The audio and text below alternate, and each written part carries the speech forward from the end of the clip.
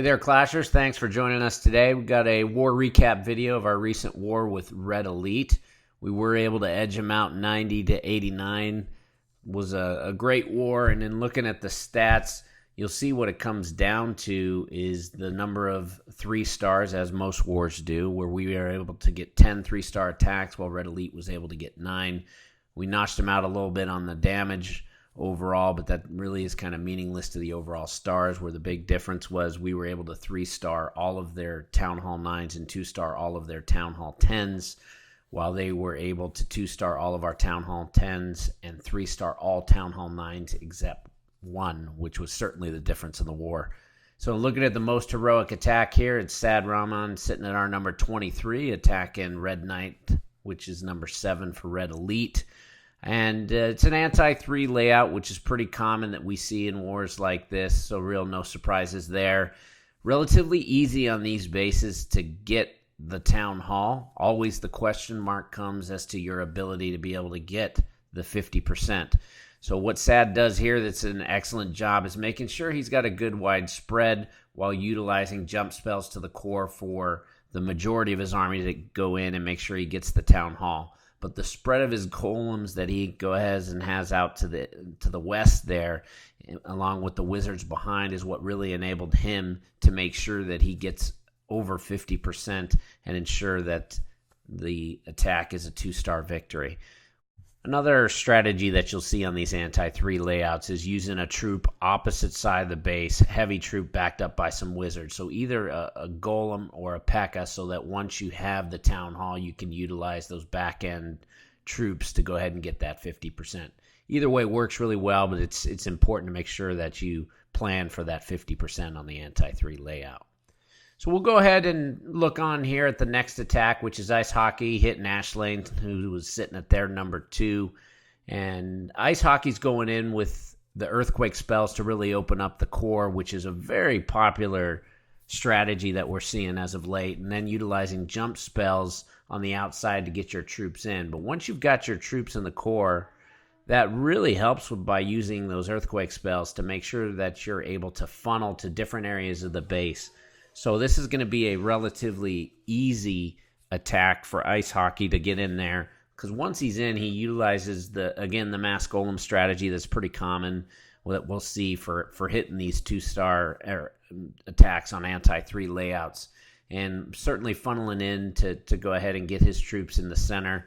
It's always important to pay attention as to where you're going to drop your heroes to make sure, especially with the queen, that she doesn't wander around the base, because when we do see that these attacks only get 1 star or even perhaps a fail, is going to typically be when the queen is wandering. So Ice does a great job in this attack of really funneling through the base to make sure that he gets the Town Hall, and it's really just a complete wreck once he's in there. It was just a great attack by Ice, and I think he finishes this attack up near 70%.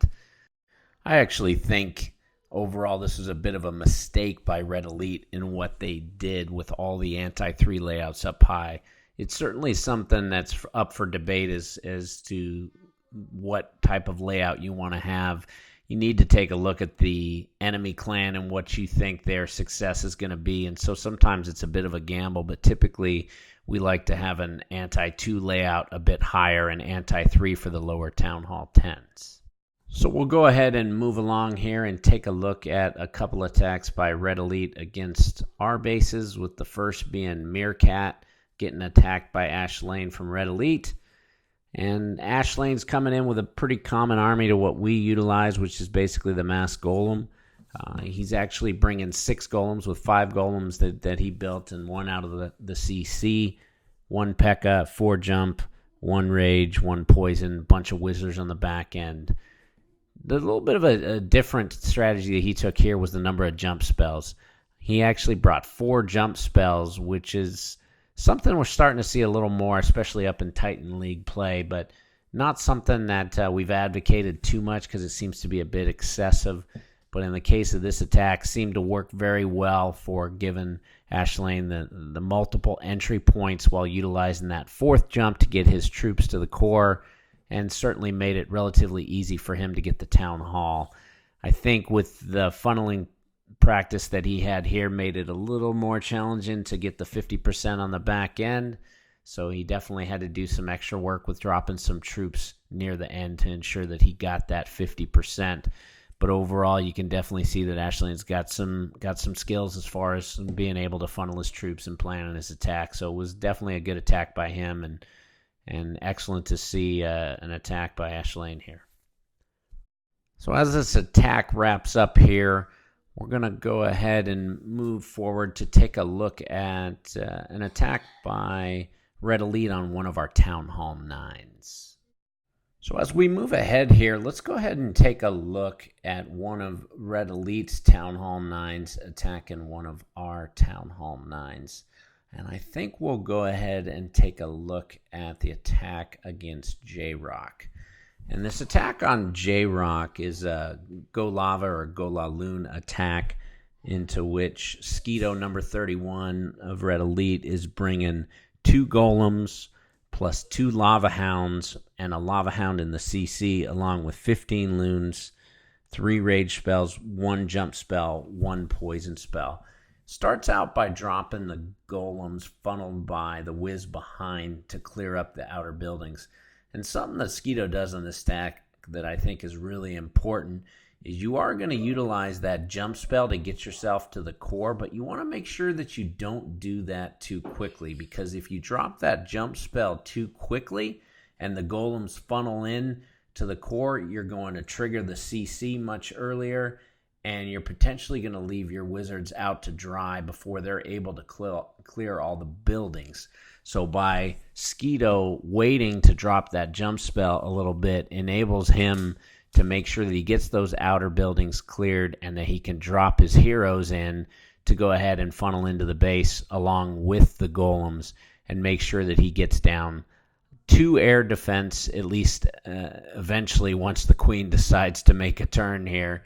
But it was definitely a very well executed attack overall. So, I mean, he cleared out a large portion of the base with those 2 golems, the wizards, the king, and the queen, that really enabled him to then funnel in his lava hounds and dropping them, backing them up with the loons, and then certainly the rest is pretty much history from there, in the fact that he'll have his exploding hounds go ahead and utilize the lava pups to clean up most of that, and funneling back in through with the rest of the loons to clean up the base. So certainly a common attack that you see in Clan Wars from Town Hall 9 to Town Hall 9. But, overall, I think Skeeto did an excellent job into how he was able to map everything through on the initial stage of his attack, which was certainly the difference to get the 3 stars.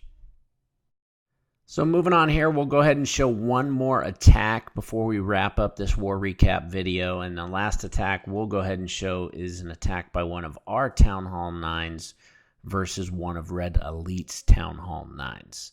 So I think we're going to go ahead and we got a lot of cleanup here by our Town Hall 10s on Town Hall 9s that was done. But we'll go ahead and take a look at Batman attacking Mad Weaver from Red Elite. So Batman's going to go in here with a Go Hog attack consisting of 2 golems, 1 that he built as well as 1 that he brought in the CC, and then 24 hogs, 15 whiz, 1 jump spell, 1 rage spell, 1 poison spell, and 2 heal spells.